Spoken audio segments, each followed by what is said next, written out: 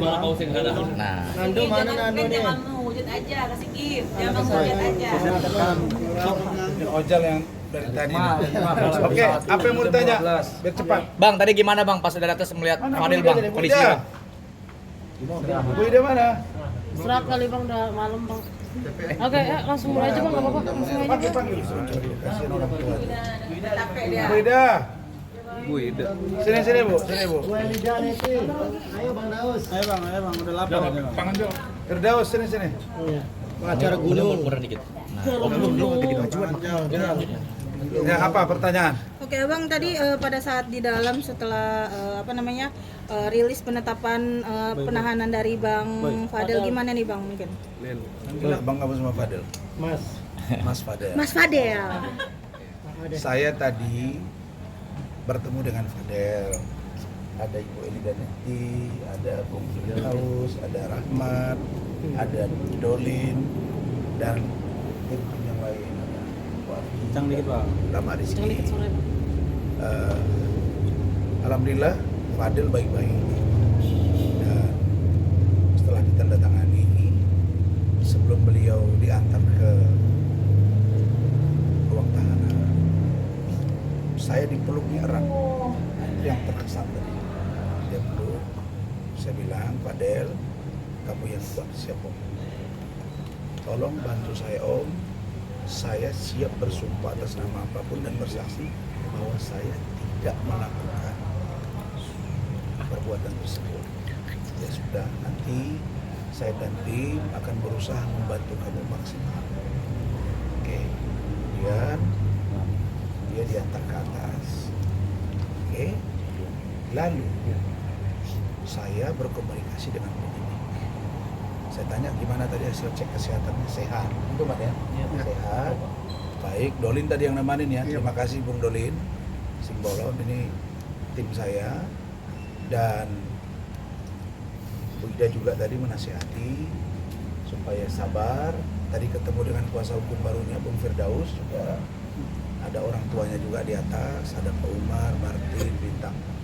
Tadi yang 4 sejoin ini tetap bersama.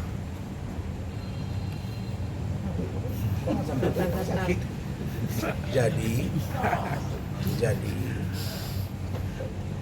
tadi saya tanya Kanit, bukan ini resmi ditahan, berarti 20 hari ke depan. Nah, ini rencananya gimana? Kalian bisa selesaikan nggak 20 hari atau nambah lagi kan gitu ya? Dia bilang Bang, kita akan upayakan 20 hari dari sekarang untuk bisa di P21. Tapi kan kewenangan P21 itu dinyatakan lengkap itu adalah di ranahnya kejaksaan. Oke, itu ya. Nah, poin yang kedua,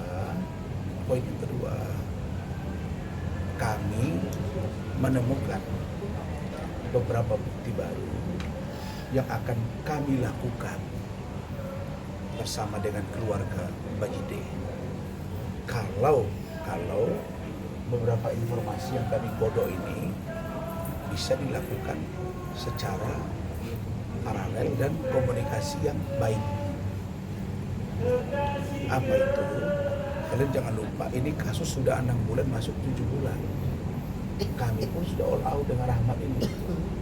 Ibaratnya kalau keringat sudah, darah sudah keluar. Mempertahankan seorang Fadel. Karena saya melihat waktu itu tidak ada celah. Jadi kalau sekarang ada celah, sehingga ada 2 alat bukti yang sah dan meyakinkan menurut penyidik, mereka tersangkakan dan tahan.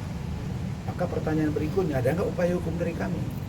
Nah, berdasarkan rapat kami tadi, kami menemukan dugaan ada perbuatan pidana yang juga dilakukan oleh Loli. Ya, jadi ini saya memang kemarin malam cepat pulang karena rapat mendampingi, saya ada urusan. Ya. Apa itu? Menurut keterangan penyidik, ketika ditanya kepada Fadel, didengar oleh saudara Rahmat dan Dolin bahwa tanggal 9 Mei, Loli itu mengaku hamil. Mei 2024. Dia datang ke Indonesia Maret. Tapi ada keterangan-keterangan juga disebut Januari, Februari. Sementara Januari, Februari dia masih di UK. Taruhlah dulu Maret ke Mei.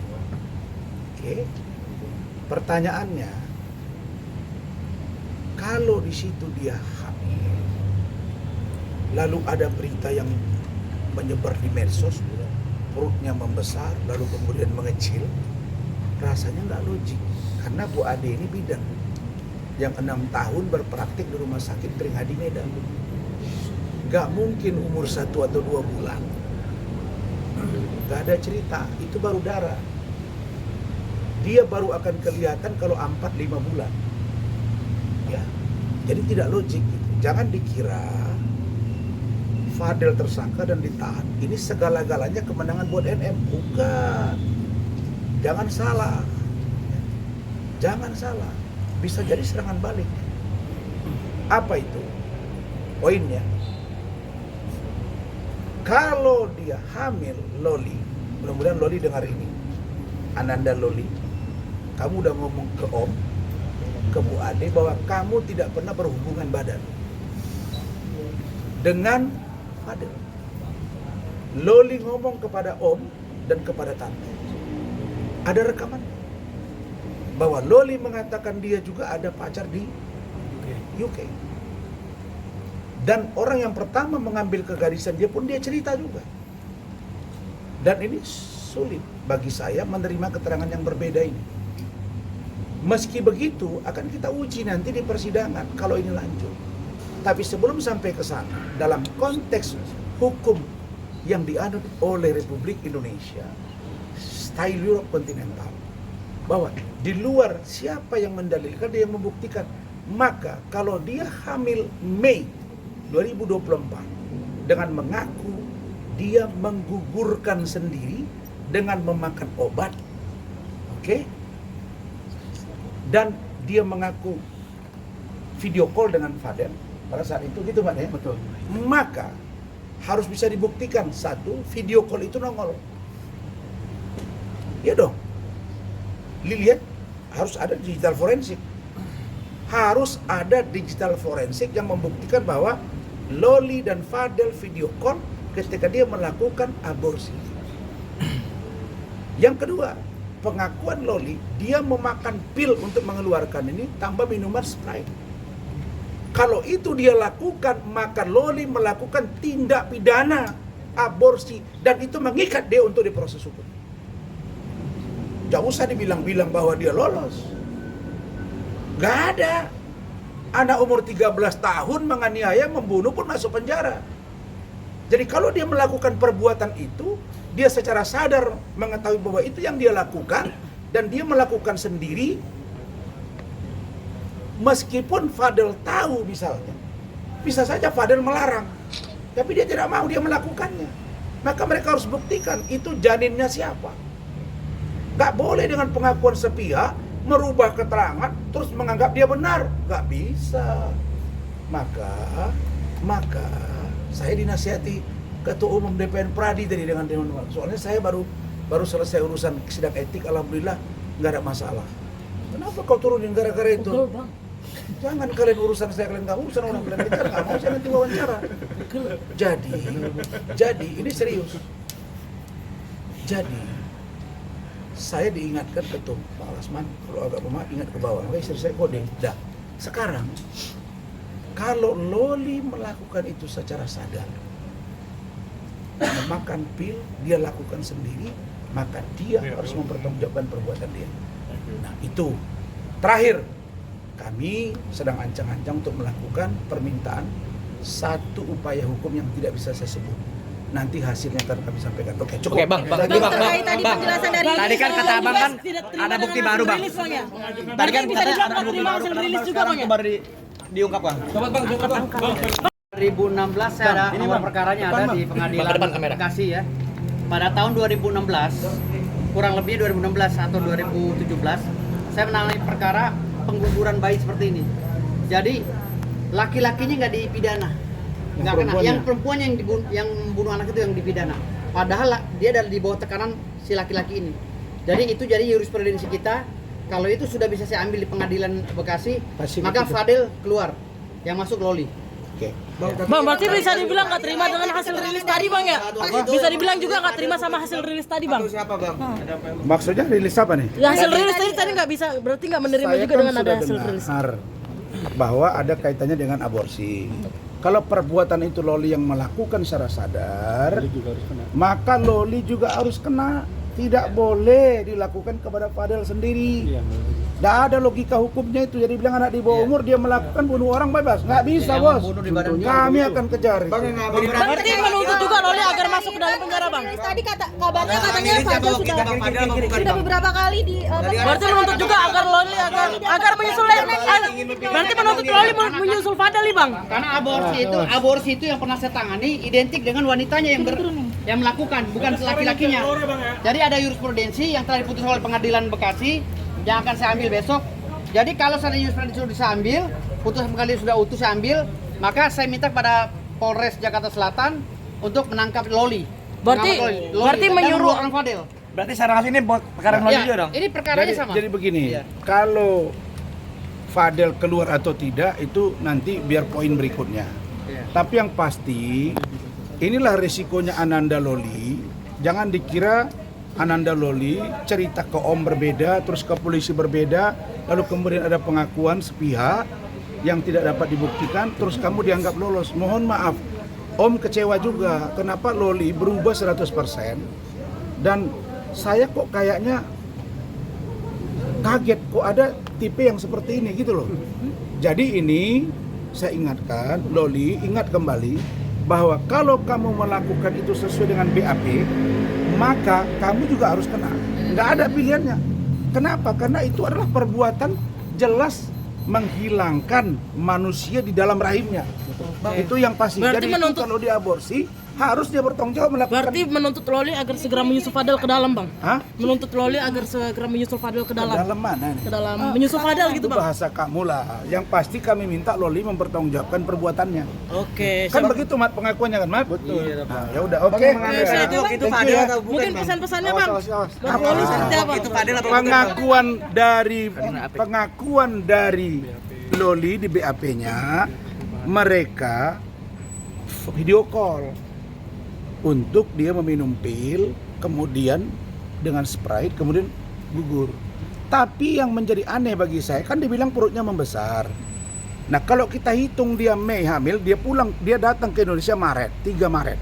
Maret, April, oke, Mei. Orang baru bisa hamil itu 30 hari kemudian kan? Berarti 1,5 bulan kira-kira gitu. 1,5 bulan paling banyak 2 bulan hamilnya gitu kan? Anak saya sudah 8, saya ngerti lah. Nggak mungkin perutnya buncit bos. Bang itu Udah. kan pada saat aborsi pertama untuk aborsi yang kedua itu kabarnya gimana tuh bang? Yang bilang siapa ngambilin? Yang sebelumnya apa yang Ini kan kata si Loli.